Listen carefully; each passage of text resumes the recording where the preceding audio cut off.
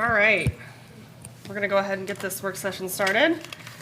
This is City Council Work Session, Monday, July 27th, 2026, 4:30 PM in the Thomas J. Smith Council Chambers, City Hall, 400 Washington Street. And today, we're actually gonna start with part of the regular agenda, number 2, which is a public hearing consideration of an agreement with Burlington Baseball Association, Inc. for the use of community field for all baseball and community activities. So I don't know if, So I will Yeah. just kind of go through. This is a contract amendment for the Burlington Bees. Their current agreement, which was a 3-year agreement, expired June 30, so this isn't a renewal. The reason that it's set for a public hearing is because it is a 3-year agreement. So anytime the city does anything at 3 years or longer, it requires a public hearing. So that's why it's set for a public hearing. Just walking through the agreement, there really are just a couple of changes. One, we'd been talking since last budget season about including the community field in the CIP, the city's capital improvement planning, and so that work was done during budget season. Community field has been added. All of the things on the list, ADA improvements, restroom improvements, playground equipment, or whatever's on that list, they're all listed as unfunded because the premise is that as we go through budget work session, the council decides what things they want to fund or not fund. So in fiscal '27, there are a handful of things listed out for community field for at least 5 years, if not 10, I don't remember, but they're all listed as unfunded, okay? And then that conversation was in lieu of removing the $50,000 a year for capital improvement planning. That was taken out last year.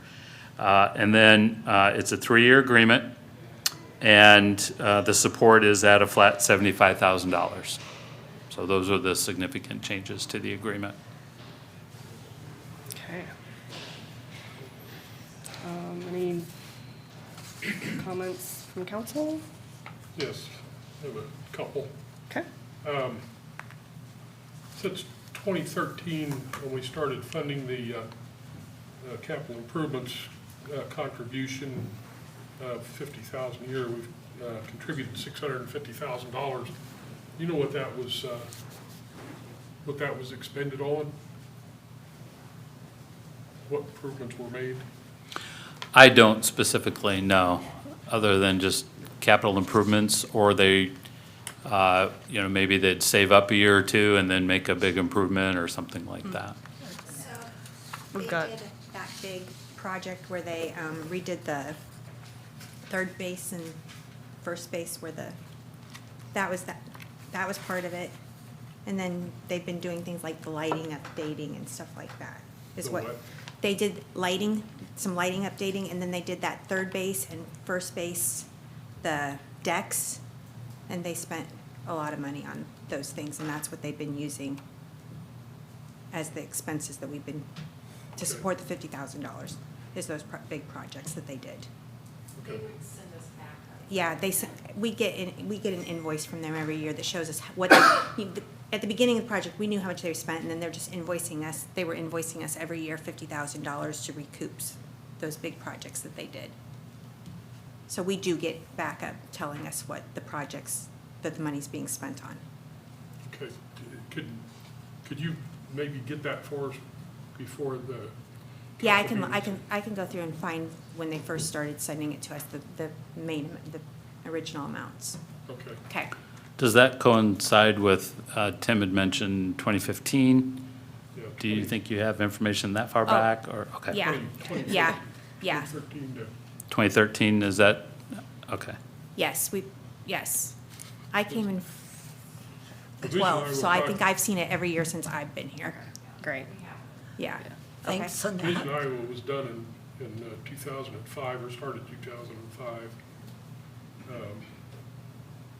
And that was about $1.6 million project. And then in 2011, there was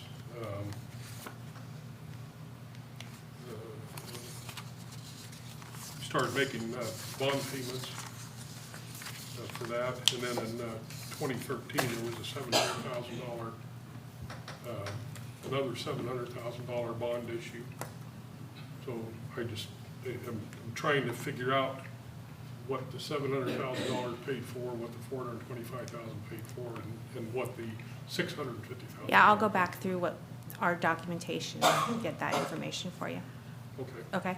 all right, appreciate that. Yep, you're welcome. All right. Any other, My, do you want to move your mic a little bit? sorry about that. Yep.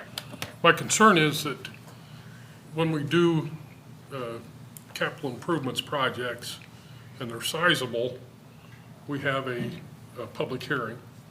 And generally, we have a concept hearing about what's going to be, what the improvement's going to be, and then the public has a chance to weigh in on it. When we do this in a reserve fashion, I don't think that sits well with some of the public, and it's contrary to what our procedures have been or should be, as I see it. So, but having said that, now that the that it has to go in the capital improvements plan and has to go through that process, I'm a little more comfortable with it, but I still would like to know where the rest of that, how that was expended, and to ensure that it was actually for capital improvements and not for operating expenses. My other concern is the deviation where we were paying the utilities before, and and then making the $25,000 contribution for paying an employee, groundskeeper and maintenance, grounds and maintenance, according to the paperwork that I had. Now we're just going to contribute $75,000, and it's a contribution to the operating, and that seems to be contrary to the way business should be conducted.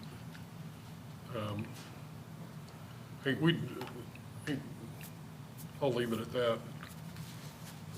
If we could get that, if Nick can get that information, that'll answer a lot of questions, I think. Okay. So combining that in the conversation, and the direction I'd received from council was to combine that, let the bees pay for let community field pay for the utilities. We would just provide a flat contribution. I understand that. Okay. I wasn't in favor of it then, and I'm not in Right. favor of it now. Understood. Okay, we'll get that information and we'll present that in the next packet. Thank you. I don't know if we need anybody else. They were just. Unless anybody else wants to Yeah. talk. Nope, I think Okay. we're good. Well, Thank you. I'll just add, I'll add one other thing there. The city has been generous with the Burlington Baseball Association. We've contributed since 2011 about $2.1 million, $2.2 million. And prior to that, it was $450,000 from 2005 to 2011. So we need to be held accountable ourselves and know that where that funding's going. I mean, at least for me as a council member, I want transparency for the citizens. Absolutely. I'm not anti-bees, I'm not anti-Burlington Baseball Association, but I do expect transparency on how that money's being funded. And I made it pretty clear, I'm not a big fan of reserve funds, and I've kind of acquiesced a little bit on the general fund because I know the value that it pays when we go out for a loan or for a financing. The rest of it, we need to have some pretty heavy discussions about. And I've had some of those with Chad recently, so I think that's all I got for that. Understandable. Thank you. All right. You guys may leave if. Yep, nope, I get it. Other events, other commitments. Wait till they clear out a little bit. Thank you guys all for coming. Thank you.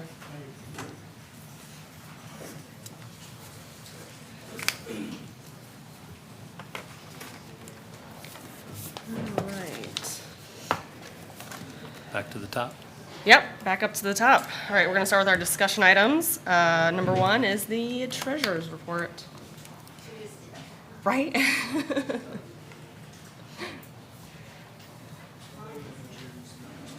Oh, no. Okay, so in the packet is June 30th treasurer's report. It's very preliminary. So these numbers are going to change a lot Yep. because we're accruing everything back that belongs back to June, which will be revenues, expenditures. None of the transfer entries have been done yet. So, I mean, I can answer questions. I did tell Chad today that I just learned that the Saunderson Heights pilot program, they have approved our final payment. So Okay, great. we'll be getting that, but there's a lot of things that'll change. Right, that time of year. Yes. Yeah. Anyone have any questions, concerns, comments? No, I went through it 3 or 4 times, couldn't find anything, Yeah, just jumped out. right? All right. You can throw. Okay. Thank you. Thanks. Great. Yeah, thank you.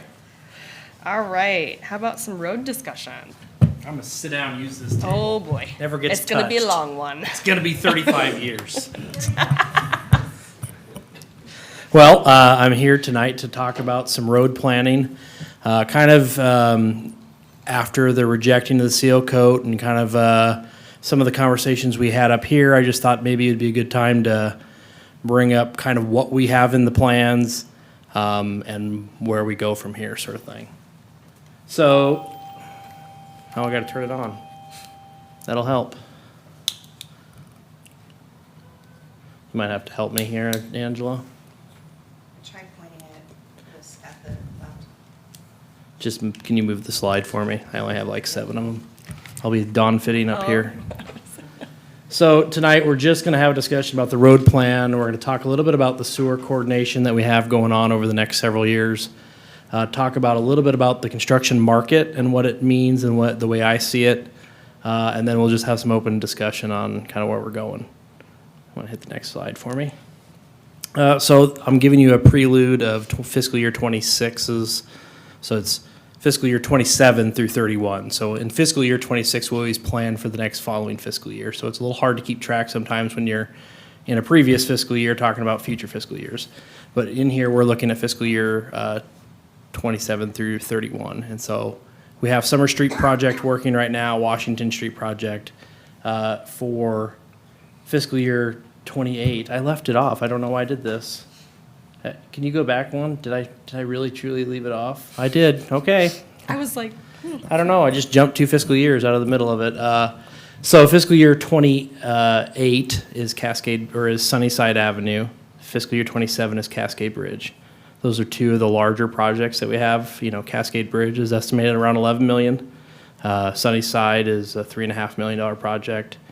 We have quite a bit of grant dollars involved in there, but we also will have some geo bonding dollars, property tax dollars that we put into that. And maybe what I meant to do was fiscal year 29 and 30, we start focusing on some of the residential roads that people are experiencing. And so we have some asphalt overlays planned for those areas, and then we still have $400,000 budgeted for seal coat. You want to hit the next slide for me? And you see that reflected in the following fiscal years, 31 and 32. We start getting into some collector and some residential for some asphalt. So these are all just kind of preliminary plan based on what we know out in the world that we have that's not great. So this comes from the 5-year road plan, so if you remember it, nothing's changed since then. You want to hit the next slide for me? I showed you the full 10-year, didn't I? So this is continuation of that. You can see more collector and our residential streets being attacked with some mill and overlay. In some cases, some of it is concrete that we would intend to go with an overlay. My expectation is that some of the concrete will probably need to be crack and seeded. So we'll actually go in there and crack the concrete and then pound it down just to create a good base. We've done that on Johansson Drive, and it seems to be working out fairly well. You don't see any of the reflective cracking that you do in some of the other asphalt areas where you go back over top concrete. You see the same jointing that's aligned with the concrete underneath. So we'll try and do that in a couple of these areas where it makes sense. So again, just spending the traditional, what we've budgeted on an annual basis in the past of 1.5 million, $500,000 that we would kind of set aside for an STBG grant application for our match of it, and then spending around $1 million in some sort of asphalt overlay work. You want to hit the next slide for me? So transitioning into, I had Austin throw this map together. It shows our seal coat roads highlighted in yellow, and I have the full map in hand, but I wanted to target and show specifically the areas that we're doing sewer separation in. We still have sewer separation that needs to occur in South Basin. It's highlighted in the green, Angular in the purple, and then Market in the yellow. So according to our GIS map, we have about 6.8 miles of seal coat in the South Basin. We have 2.21 in Angular and 1.66 in Market. So we still have quite a bit of seal coat in the Hawkeye Basin, which is already separated. But the reason why I'm focusing on this for this conversation is as we go in there and do sewer separation, which our consent order tells us, we just renegotiated, we're going to be doing sewer separation work over the next 20 years, a lot of sewer separation work. The South Basin is the one that we are starting with over the next couple of years. And so in there, you can see in the yellow all of the seal coat roads that we have. So my intention would be to go in there and put in curb and gutter and some storm sewer, which will, one, help a lot of the problem why our seal coat roads degrade is because there's no real good way to get the water off of the road into the proper place. But also gives kind of a bumpers, I guess, and I was thinking bowling, to try and, hold the material in place. And while we're there, a lot of the sewers are in the middle of the road. We'll be disrupting that whole road corridor. So my intention would be to go back with something better than seal coat. In the right places, it maybe makes sense to do concrete. We've had some really good luck with full depth asphalt. The timing on that seems to be a little quicker paced construction than it does for full reconstruction with concrete. So I just wanted to show you the amount of dollars that we don't necessarily have planned in our road budget that we're going to go after road infrastructure through different means. So yes, we'll be paying for it through sewer work, but it'll be massive improvements for those neighborhoods that are experiencing a lot of sewer separation. So obviously this isn't going to happen overnight. I mean, we're going to be spending millions over the next 20 years to do the sewer separation per the consent order. So it'll take time, but I think it'll be a good improvement for the community as we kind of progress. So want to hit the last slide, or is it not? So one of the things I wanted to talk about with the recent bidding process that resulted in rejecting of bids, because we had one bid. There's a lot of things that go into the bidding environment when you're bidding out, any sort of public infrastructure project. So in my eyes, the seal coat project that we did was relatively small in comparison to some of the projects that road infrastructure people do. It was estimated at $385,000. That's a lot of money, don't get me wrong, but when you think about it in the scope of road infrastructure, that's a fairly minor project. We bid it a little bit later in the year than maybe what we traditionally would, or what some of the contractors are ready to do that work. They've already got their work lined up, so to speak, for the rest of the construction year, and they're not looking for any more.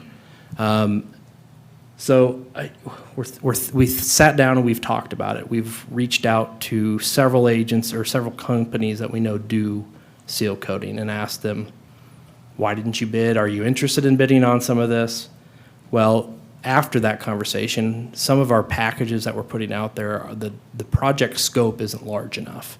So we've talked internally whether or not it makes sense to not do an annual program, but do a biannual or triennial program and stack the dollars that we budget annually into one project, meaning a $1 million seal coat project. And that's a little more appetizing to a contractor to come in and do that type of work. Now, it doesn't get done every year, so like some people expect it to be done, but at least you would be able to get those roads done in a 3-year type time frame. The other thing that staff and I discussed was we have Norris Asphalt in town that mills and overlays and manufactures the asphalt. By the cost per year for its lifespan versus the capital cost, they're all about the same, to be honest. The biggest thing is duration of the construction. Concrete takes the longest, obviously.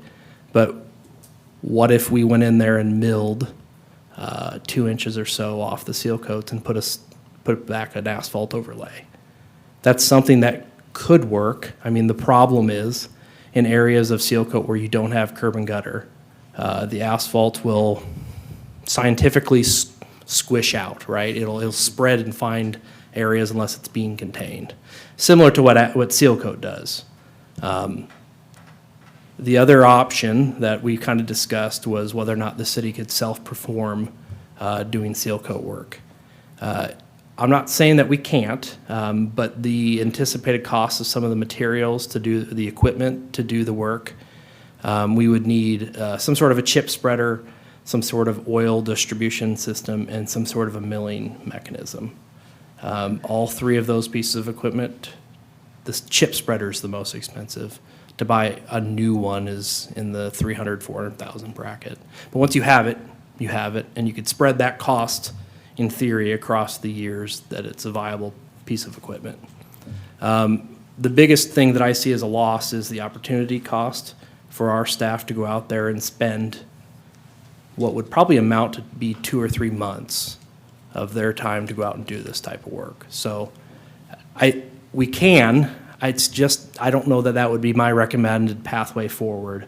I think that a more viable option or the best option would be to try and package up some of the seal coat projects into a 2 or 3 year span and do them more at once. And then you can go after a pelling.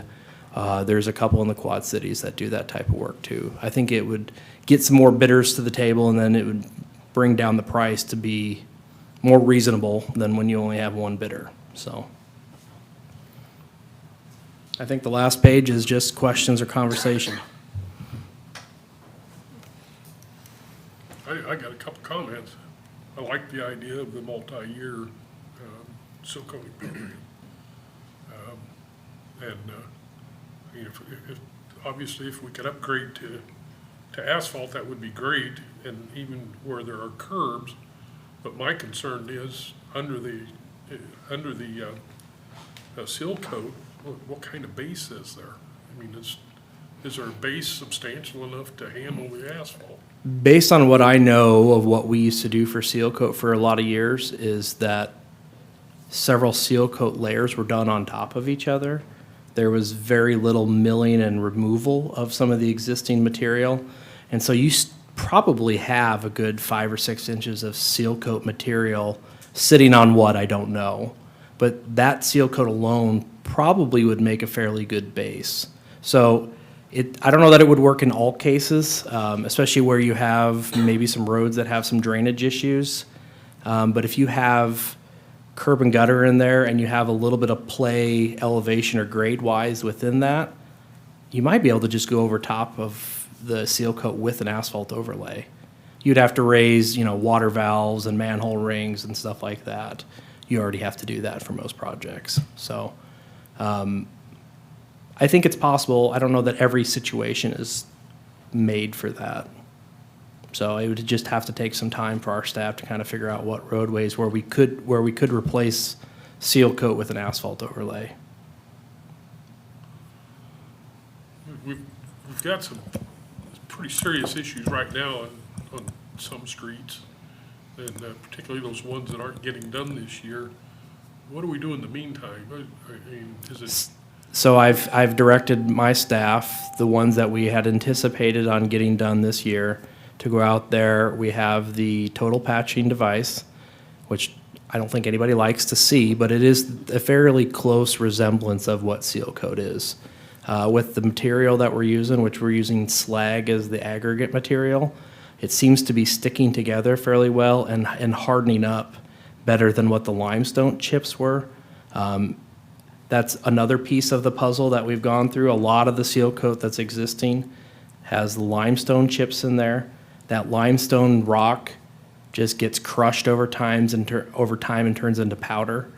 We did have an iteration where we're using a contractor down in the Keokuk area that was using a crushed river rock or a quartz, and that is a little harder material.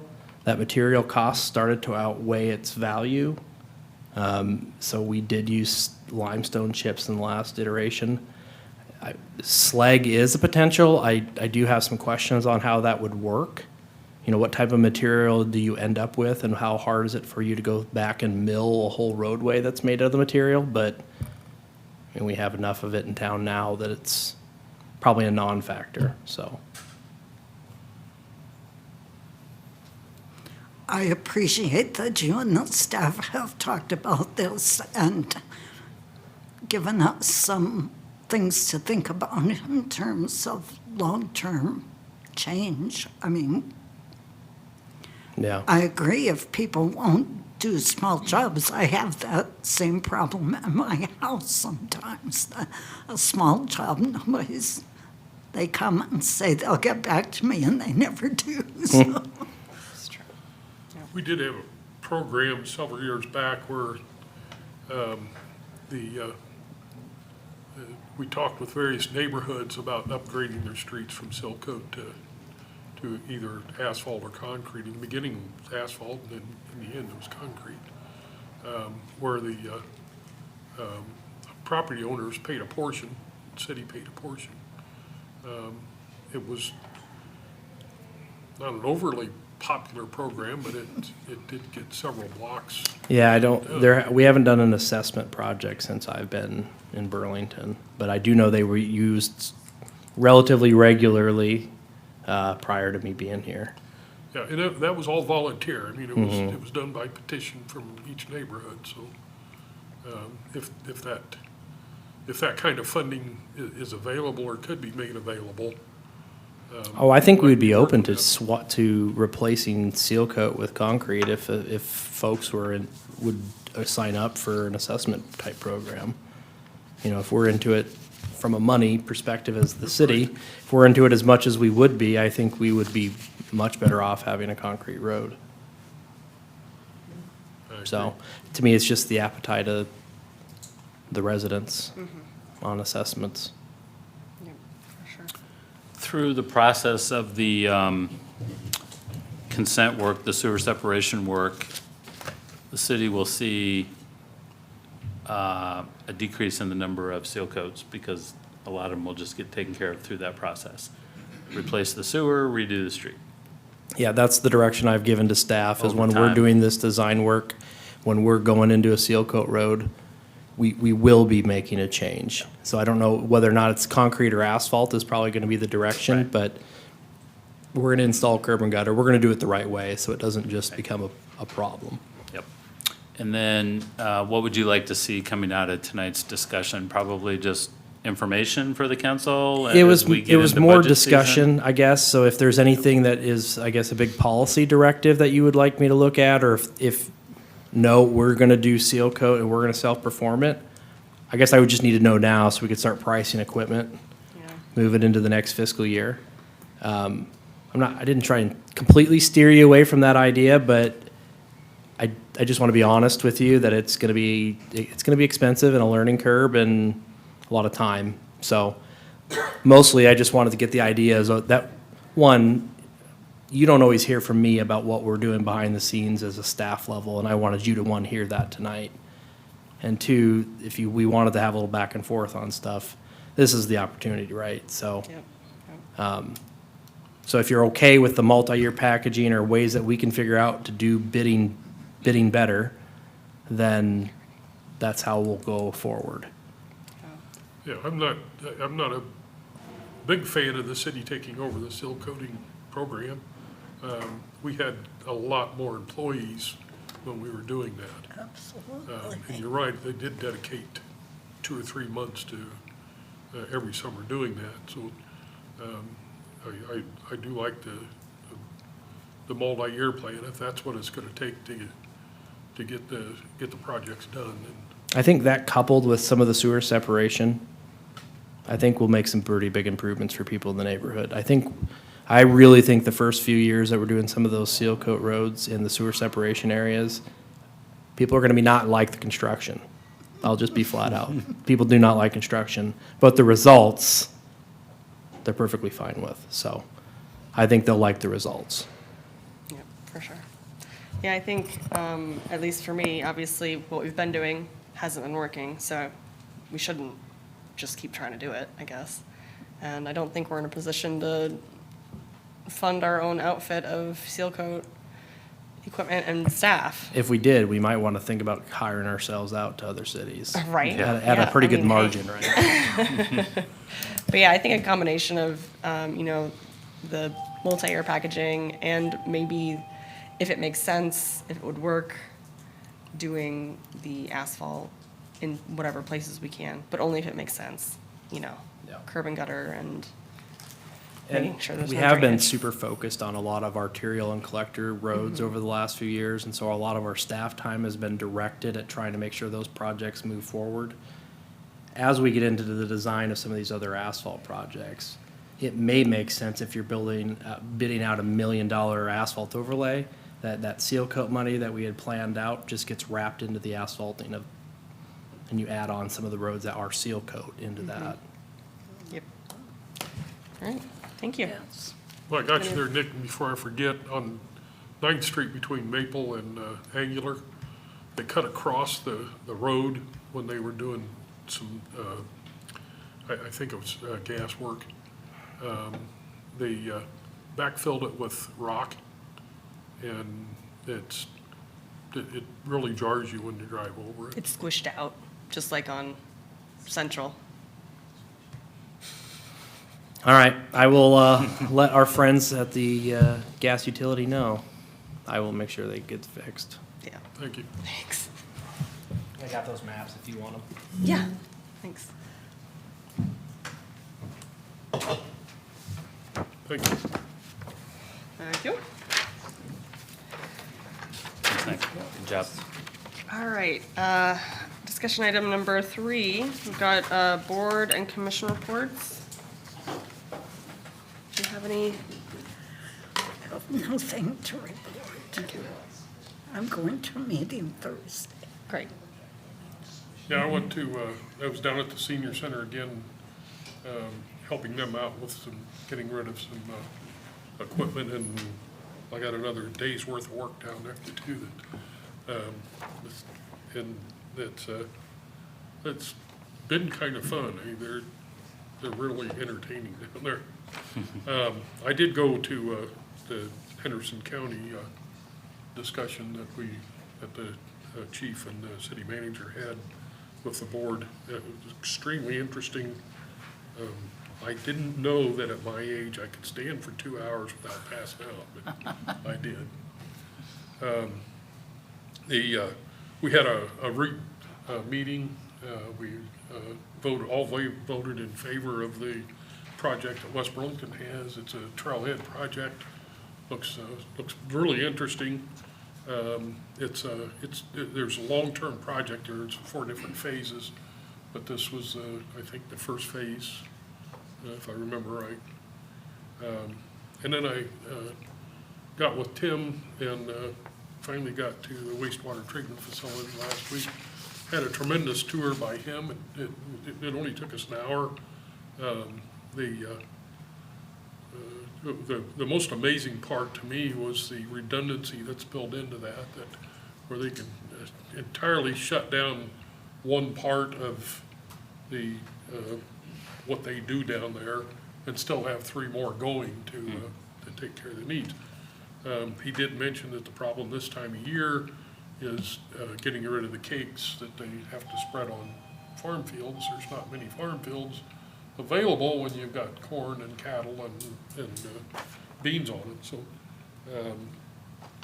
but I'm sure that once they get those pecked out, that problem will go away. So that's all I had. Okay, all right.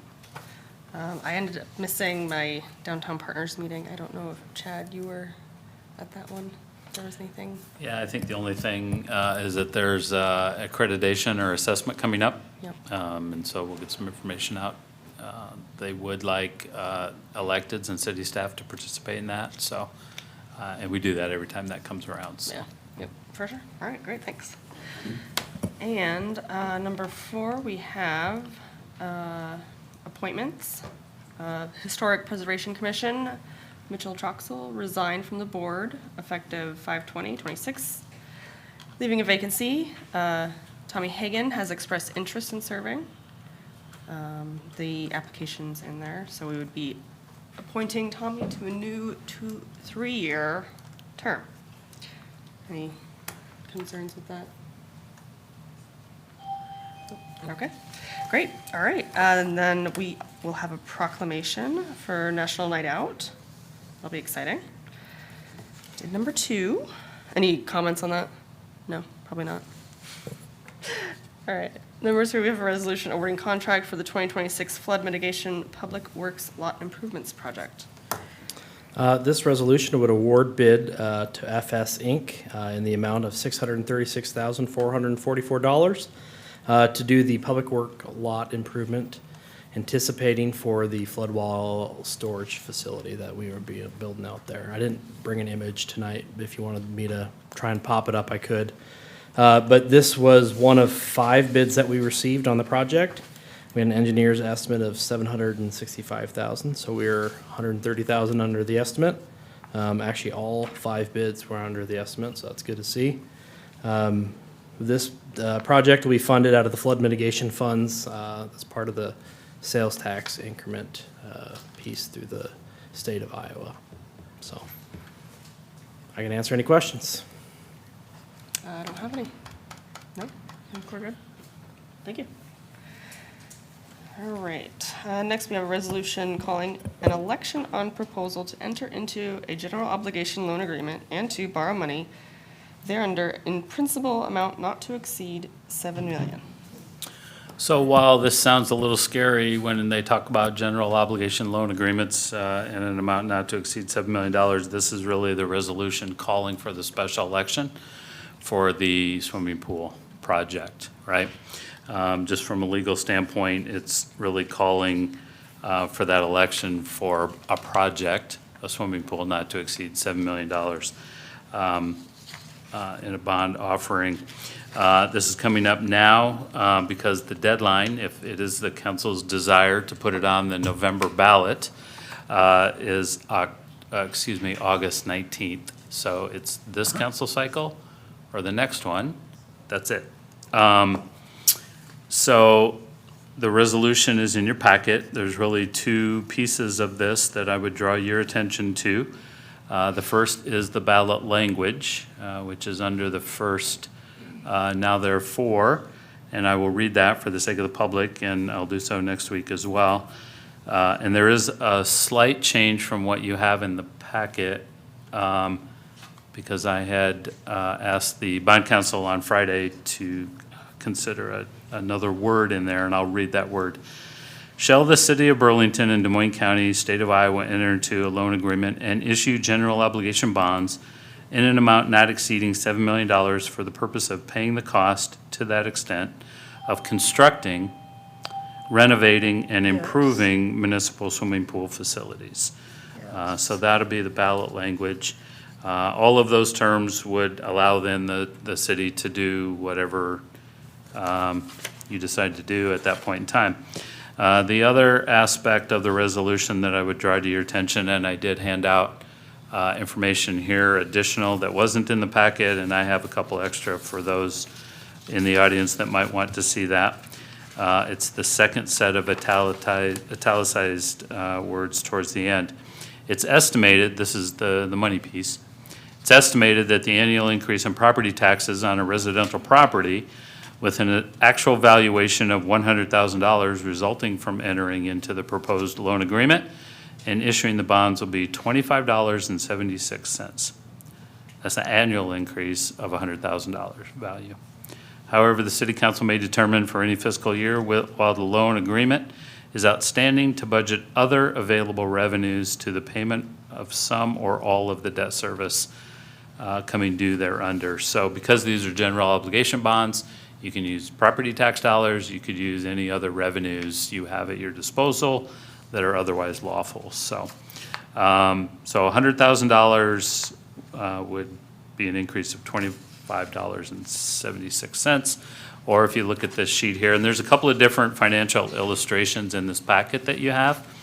One of them is for 6.5 million at 15 years, and the other is at 7 million at 15 years. The 7 million, which would be the not to exceed amount in this ballot language, would otherwise be 65.9 cents per thousand of assessed valuation. Just extending what they've put in this document in terms of the $25.76 for 100,000.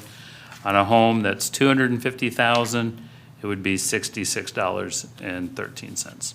So, with that, I would ask for any questions on the ballot language or any of the other information. I like the inclusion of the word construction. I Just- was worried about Thank that you, yeah, one. just seem more inclusive, right?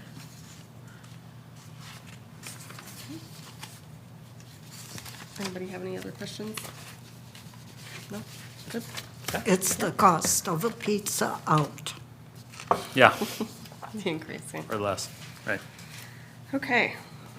All right, and number 5, resolution approving a memorandum of understanding between the City of Burlington and the Des Moines County Conservation Foundation regarding the future assignment of the Big Muddy's lease. So I'll cover this one. This really is just that. It's a memorandum of understanding and basically says if, then this. And so it's basically understanding that if the Des Moines County Conservation Foundation were to secure the Big Money's facility, which is owned by a private third party, with the city holding the land, and we have a lease with that third party. If that building were to convey from the third party to the Des Moines County Conservation Foundation, then the city would enter into a new lease agreement for that facility to be on city property with the Des Moines County Conservation Foundation. Does that make sense? Yep. I believe it gives the third party and the Des Moines County Foundation 2 years to decide to transfer the building? I guess I don't remember that piece. So they would have 2 years to figure out what they're doing on that side as far as conveying the building. If at such time that they convey the building, then the Des Moines County Conservation Foundation will come back to the city and say, we now own the building, we need to reassign the lease. And you're indicating by this motion that you're looking favorably upon that action. So, Any questions or concerns? okay, Nope. All right. all right, Thank you. thank you. All right, now we move to the proposed consent agenda. First, we have resolution approving various nuisance abatements for various properties. Next, we have a resolution approving contract with the Iowa Economic Development Authority Community Development Block Grant Program for the awarded roof replacement grant. I can speak on that one. So this is part of a neighborhood stabilization program.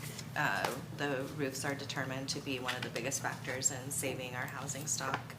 The grant request was $198,000. The estimate at this point is that that would do 6 homes after admin expenses. So we hope to get more, but at least 6 homes is the estimate. These would be income qualified, owner occupied homes only. Great, awesome. Any questions, comments, concerns? I think it's a great program. All right, third resolution to establish always stop control at the intersection of West Avenue and South Gear Avenue. Yes. Yes. So I want to start the conversation by saying that there's already a stop sign installed at this intersection under the authority of the city manager to install signage for a 6-month period of time before council were to approve anything. That being said, I will give the rationale on why that was done.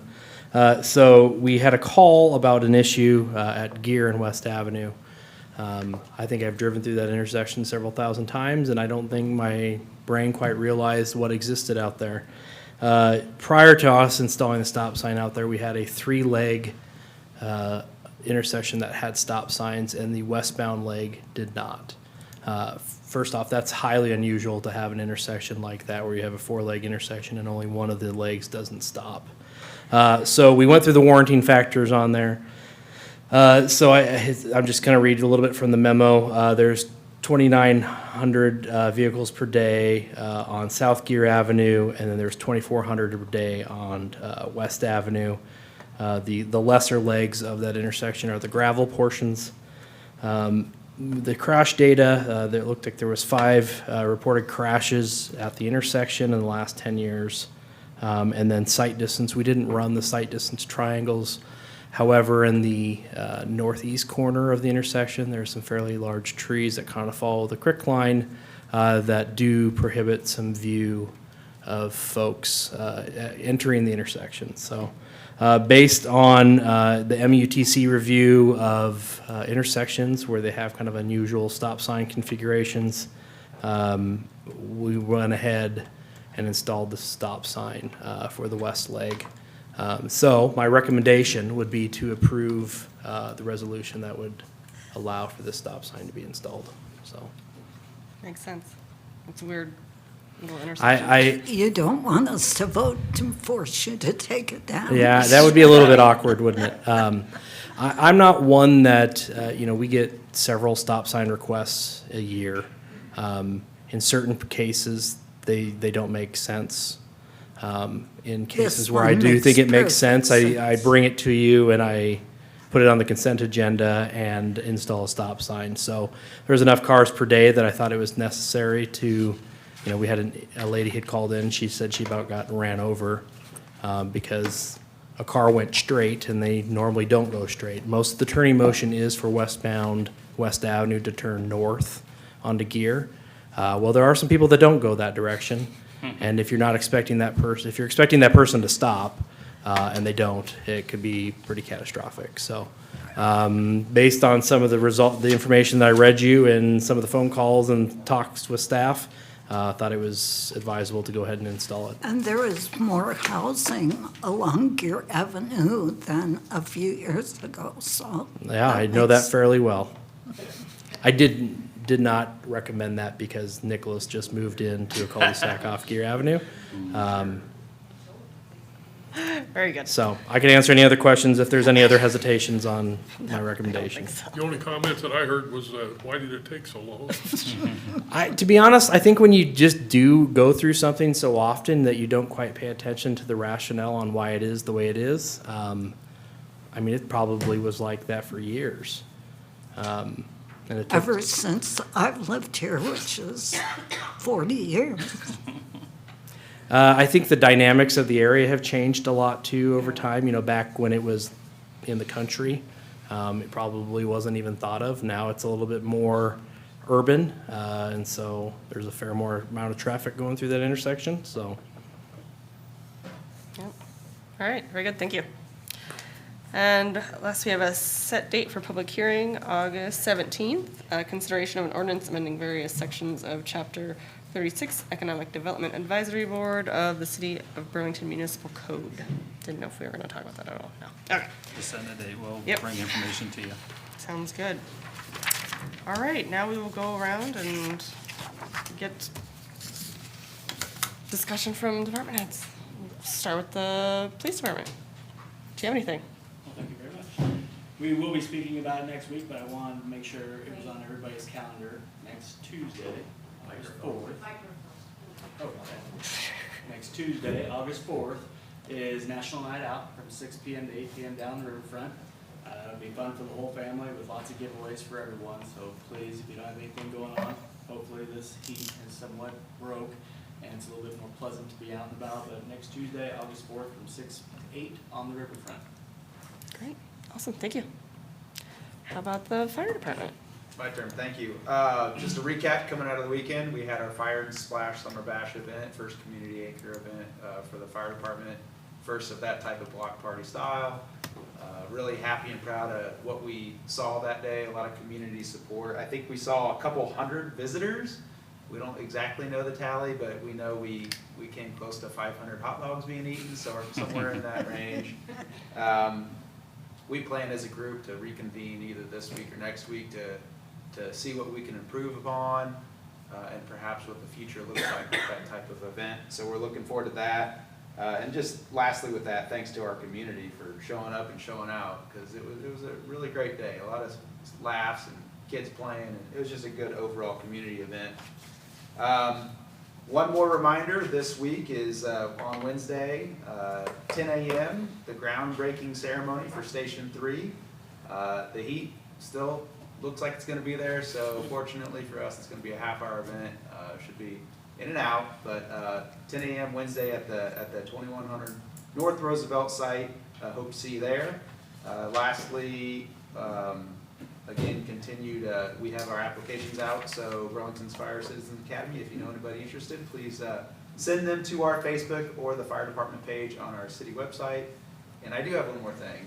I'll just shout out to our law enforcement brothers and sisters. National Night Out basically is what we just did this weekend on steroids. So we look forward to that event and supporting them as well. So hope to see you there. That's all I got. Thank you. Thank you. All right. Anything from Parks and Development? Finance? Good.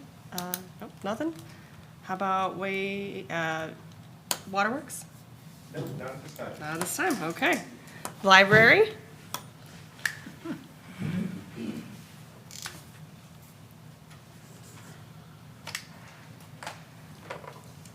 In this dangerous heat, just want to make mention that the library is a cooling center. The Joint Safety Office, Department of Emergency Management pushes out information, so if you know of anybody out there who's needing a cool place or who has lost power and needs to plug in, send them down to the library. We are the official record keeper for the Environmental Protection Agency, and EPA has sent us one more administrative record that has to do with the emergency permit for the storage of lead azide. Am I saying that right? Azide? I think so. Out at the Iowa Army Ammunition Plant.